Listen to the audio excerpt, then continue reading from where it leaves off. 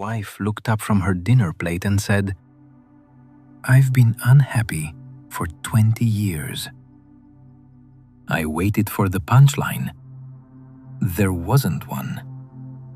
The dishwasher hummed. Rain tapped against the kitchen window. A football game played soft in the next room.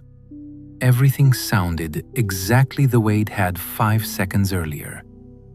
Except nothing was the same anymore. I laughed. Just once. Not because it was funny. Because my brain refused to believe I'd heard her right. 20 years? She nodded. I just didn't know how to leave. She cut another piece of chicken, took a bite, chewed, like she'd just told me we were out of milk. My fork stayed in my hand. Don't remember setting it down. I finally asked, "Why now?" She looked at me for a long second. "I don't want to pretend anymore." That was it. No yelling, no accusations, no list of everything I'd done wrong. Somehow, that scared me more. Because people yell when they're still hoping you'll understand. She sounded like someone who'd already accepted I never would. "My name's Frank. I'm 62.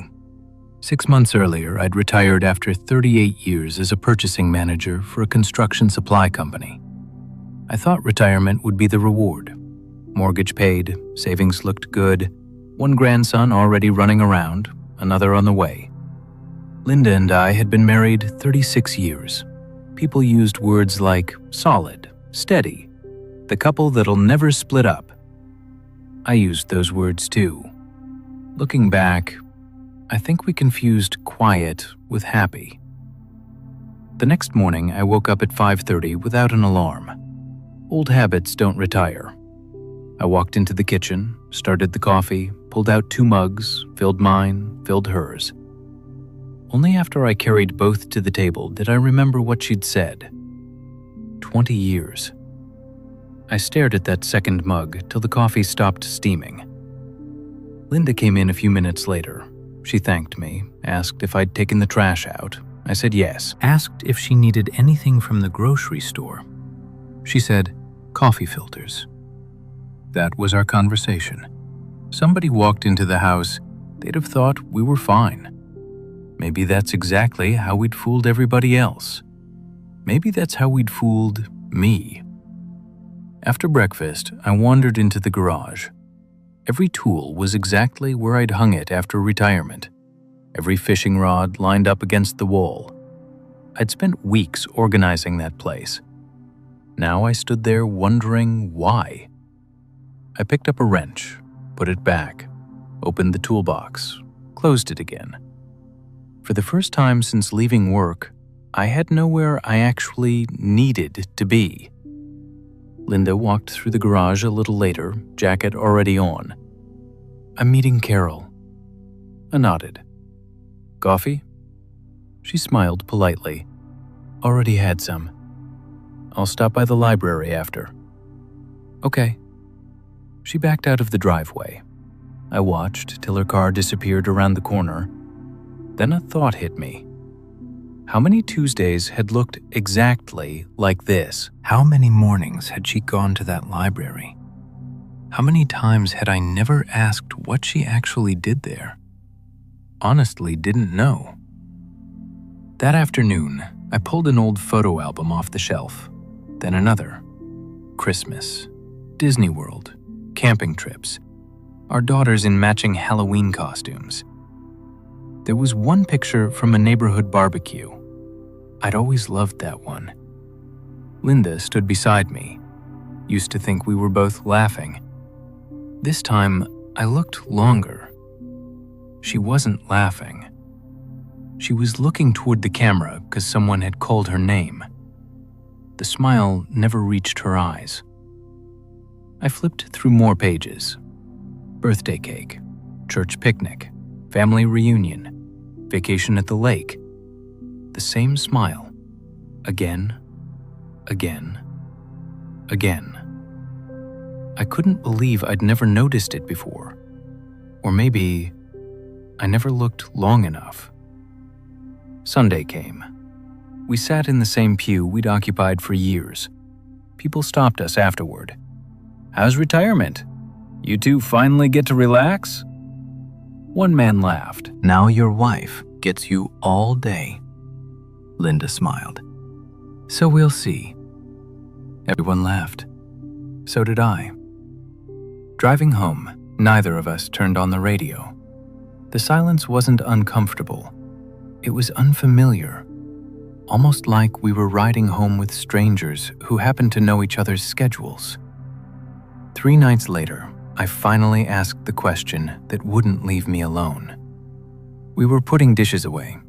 She dried them, I stacked them in the cabinet. "What happened 20 years ago?" She kept drying the same plate. "Nothing." I frowned. "What do you mean?" She set the towel down. "That's exactly what I mean." "No affair?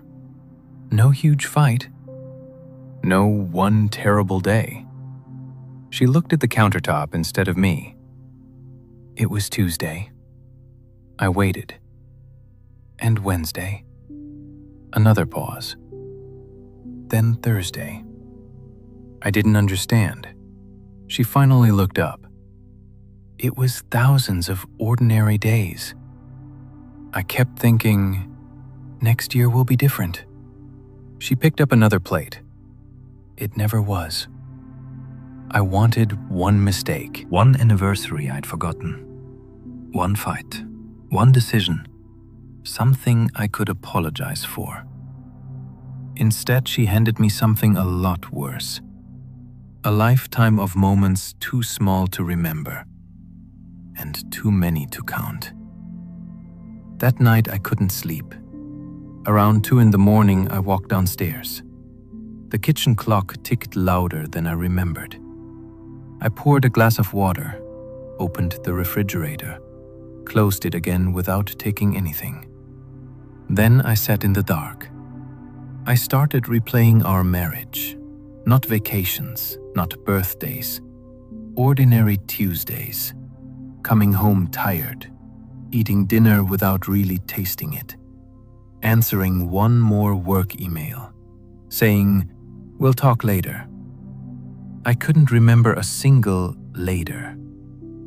The next morning, I met my old coworker Jim for breakfast. We talked about baseball, fishing, the price of gas. Finally, he looked at me. "You've been somewhere else all morning." I stared into my coffee. "Linda told me she's been unhappy for 20 years. His fork stopped halfway to his mouth. He put it down. "Did you know?" "No." He nodded slow.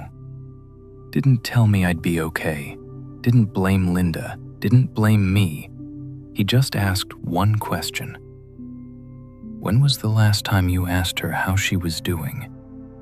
And actually waited for the answer. I opened my mouth. Nothing came out. Because I couldn't remember. And for the first time since retiring, I wondered if the biggest thing I'd lost wasn't my job.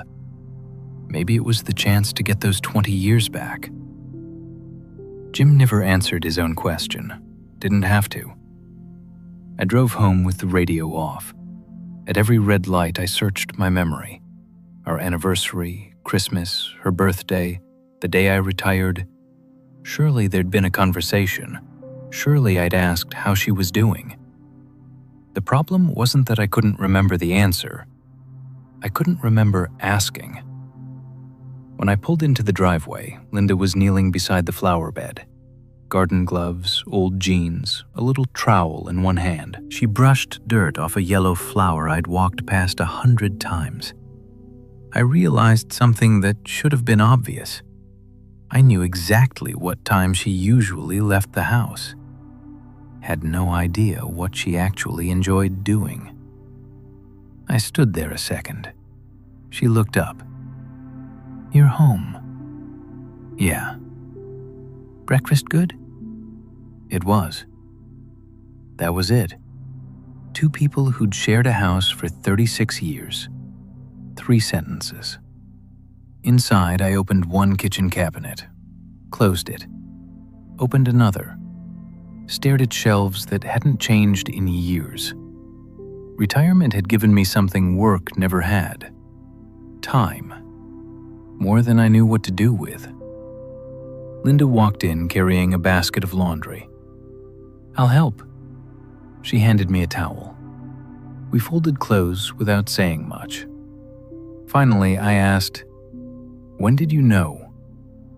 She matched a pair of socks before answering. "I don't know. You told me 20 years. I know. But it didn't start that day." She folded another towel. "It started when I stopped expecting things to change." "What things?" She smiled, not happily, just patiently. "You'd come home. I'd start telling you about my day. Your phone would ring. You'd say, 'Give me 5 minutes.'" She looked down. Sometimes 5 minutes became tomorrow. I searched for an argument, didn't have one, because I could actually hear myself saying those words. "Give me 5 minutes," hundreds of times.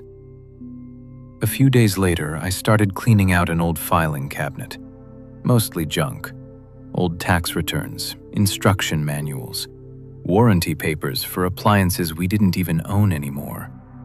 At the bottom sat a small cardboard box. Inside were birthday cards, school drawings, receipts held together with a faded rubber band. Then I found a blue spiral notebook. No label, no date. Almost tossed it aside. Instead, I opened it. The first page had one sentence. "Frank looked exhausted tonight." Nothing else. A few pages later, "I wanted to ask if we could go away for a weekend. Maybe after this project." Another page, different handwriting, different year, same feeling. "Emily got an award today. Frank couldn't make it." Then one that stopped me. "I miss talking to my husband." I kept turning pages. There was no anger, no blame, no dramatic speeches, just little snapshots, the kind of days you forget before bedtime. Apparently, she hadn't. One entry read, "Dinner got cold waiting for him." Another, "He answered emails through the whole meal." Then, near the back, "He says retirement will be different." The next page, "I hope he's right." A year later, "Maybe it won't be." I closed the notebook. Outside, kids were riding bicycles. Someone laughed. A dog barked. The neighborhood sounded exactly the same. Only my house didn't. That evening, I carried the notebook into the kitchen. Linda saw it right away. "You found it?" "I did." She pulled out a chair. Neither of us spoke for a while. Finally, I asked, "Why didn't you show me?" She looked genuinely surprised. "I thought I had." I frowned. "You never gave me this." "No." "But I told you." She tapped the notebook. "These weren't secrets." "I said them." "You were just somewhere else." That landed harder than anything she'd written, because suddenly I remembered pieces, not whole conversations, just fragments.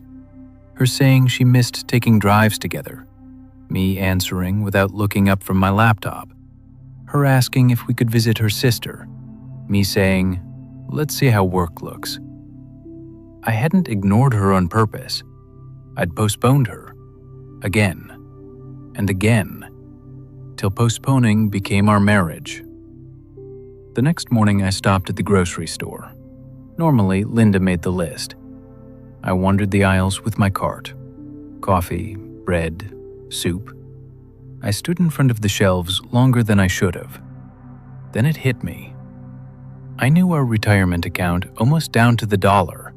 Couldn't remember which coffee my wife actually liked. I picked one anyway. When I got home, she was reading on the back porch. I held up the bag. "I guessed." She looked inside. A tiny smile. "Wrong one." I figured. "It's okay. We'll drink it." She laughed. Just once.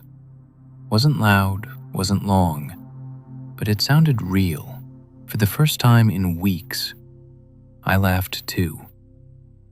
That evening, I made spaghetti. The sauce boiled over. The garlic bread got a little too dark. Linda took one bite. "It's good." I burned the bread. "A little." "You don't have to be nice." "I'm not." She tore off another piece. "I'm hungry." We both smiled. Halfway through dinner, I almost reached for my phone. My hand stopped. I pushed it to the other end of the table instead. Linda noticed, didn't say anything. Instead, she started telling me about the library. A little boy had insisted dinosaurs belonged in the history section, not science. "They existed in history," he'd argued. She laughed again. I laughed with her. Normally, I would have told a bigger story, changed the subject, explained why the kid was technically wrong. This time, I just let her finish. She kept talking about Carol's new puppy, about an elderly man who checked out the same Western every month, about one of the librarians retiring after 30 years. Nothing extraordinary, just her day. Somehow, it felt like I was meeting my wife for the first time. After dinner, I noticed my phone still sitting across the table. No missed call had ever been that important. Not once. Not really. A few evenings later, we went for a walk. No destination, just around the neighborhood. The air had cooled off. Leaves scraped across the sidewalk. We passed the Wilsons' house. Their grandson was shooting baskets in the driveway. Mr. Wilson waved. "Retirement treating you okay?"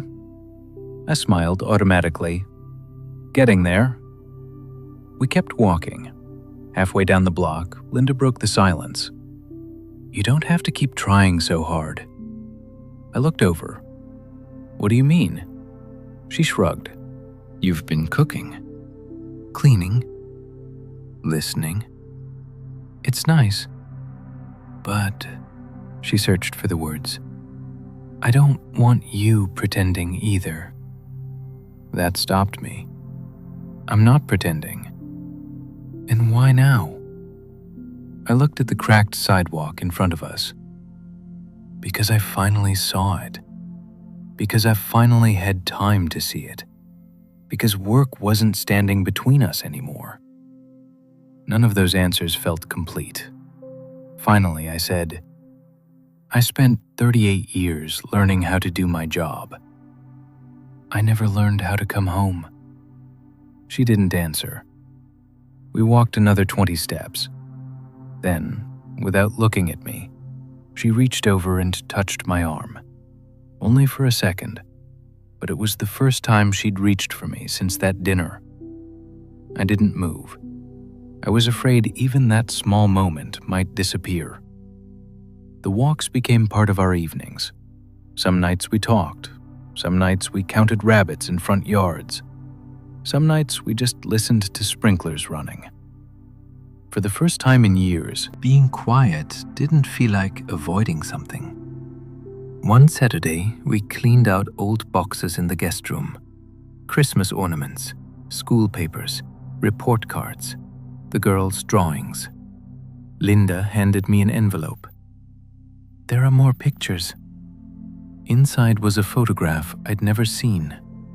She sat on a blanket in a park. One of our daughters was chasing pigeons.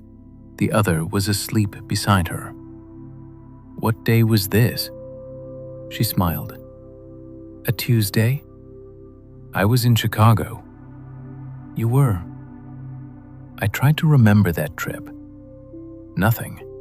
Not the hotel, not the meeting, not even why I'd gone.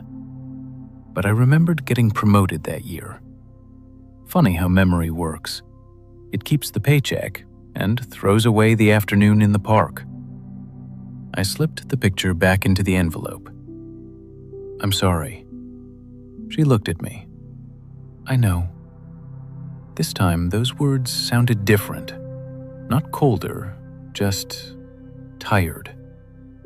A few days later, I drove to see our younger daughter. My grandson chased bubbles across the backyard while we sat with iced tea. After a while, I asked, "Did you ever notice?" She already knew what I meant. She looked at the yard instead of me. "I always knew you loved Mom." I nodded. "But," she hesitated, "work always got the best version of you." I stared into my glass. "You were patient at work. You had energy at work. When you got home," she gave a small shrug, "you were done." I wanted to explain, wanted to tell her I was providing for the family, that I was doing what fathers are supposed to do. Instead, I heard Linda's notebook in my head. Maybe after this project. Emily looked at me. "I don't think Mom wanted more money. I think she wanted Tuesday." Neither of us spoke after that. My grandson ran over holding a dandelion. "Grandpa!" I picked him up. He wrapped both arms around my neck. Kids have a way of ending conversations adults can't. The next Thursday, I stopped by the library. Not to surprise Linda, just to see where she spent so much of her time. A little girl struggled with a stack of books. Linda knelt beside her. "Need some help?" The girl nodded. Linda smiled, not politely, not for a camera. A real smile, one that reached her eyes. One of the librarians walked over. "You must be Frank." "I've heard about you." I laughed. "I hope that's good." She smiled. "It usually is." Usually. That word stuck with me all the way home. Usually. Not always. Fall slowly became winter. One Monday breakfast with Jim turned into every Monday. Not because I needed advice, because friendships disappear the same way marriages do. Quietly. One missed week at a time. One evening, I made chili. Linda tasted it, raised an eyebrow. "You finally learned." "I still burn toast." "That's true." We laughed. Wasn't a movie moment. Nobody cried, nobody hugged. The house just sounded lighter than it had in a long time. Later that night, we sat on the back porch with 2 mugs of tea. A freight train echoed somewhere beyond town. Linda watched the darkness. "You know what's strange?" "What?" "I'm not angry anymore." I waited. "Is that good?" She thought about it. "I honestly don't know. I can't tell if we're finding each other again, or if I just got tired of being disappointed." There it was. No miracle, no promise, just the truth. Oddly enough, it was the closest we'd felt in years, because neither of us was pretending anymore. Winter passed. The first warm Saturday of spring, I cleaned out my office. On the bottom shelf sat a thick binder. Retirement plan, investment charts, budgets, travel ideas. Every page carefully organized. I smiled. I had spent years planning how to stop working. Not one page explained how to become a better husband once I got home. I slid the binder onto the shelf, then picked up a small notebook. This one was empty. I wrote 4 lines. Breakfast with Jim, walk with Linda, call Emily, library on Saturday. No numbers, no deadlines, just names. That evening, Linda and I carried our tea onto the porch. The sun slipped behind the trees. Neither of us said much. Across the street, someone's sprinkler clicked back and forth.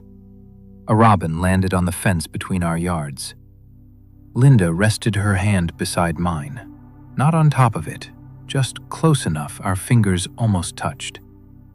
We watched the light fade till the streetlights came on. I used to think a quiet marriage meant everything was fine. Now I know better. Sometimes the loudest thing in a house is everything that never gets said.